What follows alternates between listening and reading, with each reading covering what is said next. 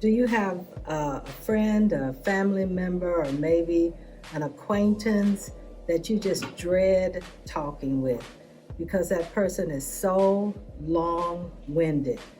They talk and they talk and they don't let you get a word in edgewise. And sometimes you have something important to say to them. You have some information you need to share. Maybe you need them to listen to a problem that you have. But that person is so self-absorbed that they don't ever stop talking enough for you to get a word in. I have a former coworker who is kind of self-absorbed, and she talks and she talks and she talks and she talks about her family, her animals, her activities, her trips, and she talks about her former work where she was a supervisor and how she treated people. What a good supervisor she was, she thinks. But she wasn't. She wasn't well liked within the agency because of how she treated people. A self-absorbed tongue is a person who is wanting to be the center of attention. It's a sign of selfishness and wanting the approval of others. They have one-sided conversations that they talk about their problems, and they have trouble with relationships, communicating with other people. There is no sharing of ideas. Their conversations are all about themselves. They don't listen to others. We live in a world now that encourages people to think only of themselves and to think highly of themselves and to promote themselves with no consideration of others. Webster's dictionary defines a self-absorbed person as a person who thinks of only their thoughts, their activities, and their interests. That person can be described as narcissistic at times. They are prideful, self-centered, self-infatuated, self-interested, self-involved, self-obsessed, self-preoccupied, and self-serving. Galatians 6, verse 2 says, carry each other's burdens, and in this way you will fulfill the law of Christ. To assist others with their burdens and their concerns, we have to listen to them. We don't know what they need if we don't listen.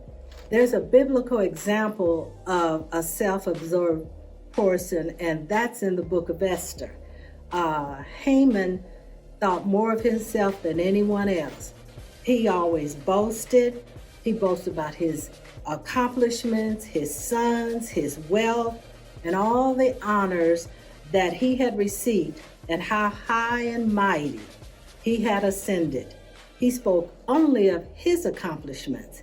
He was self-serving, and his plan was to destroy the Jews. But Haman ended up being hanged on a gallows that he had built to kill someone else.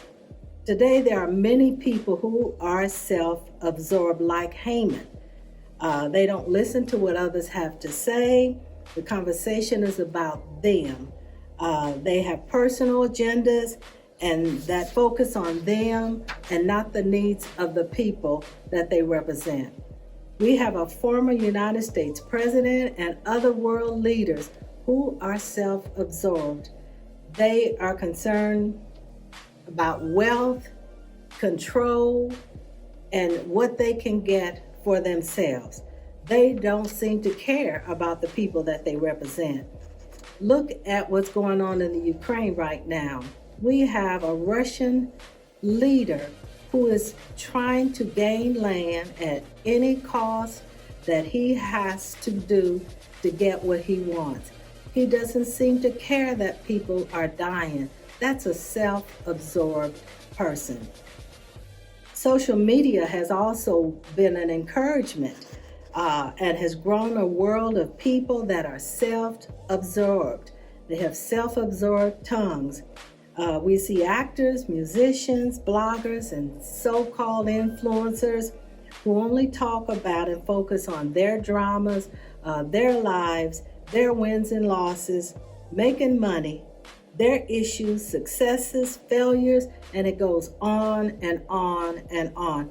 And our children are being influenced by the social media. We don't want our children to be self-absorbed. We want them to care and listen to the needs of others.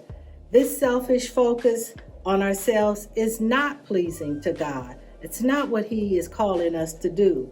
So how can this personality be corrected and in the honor, and then also be an honor to God?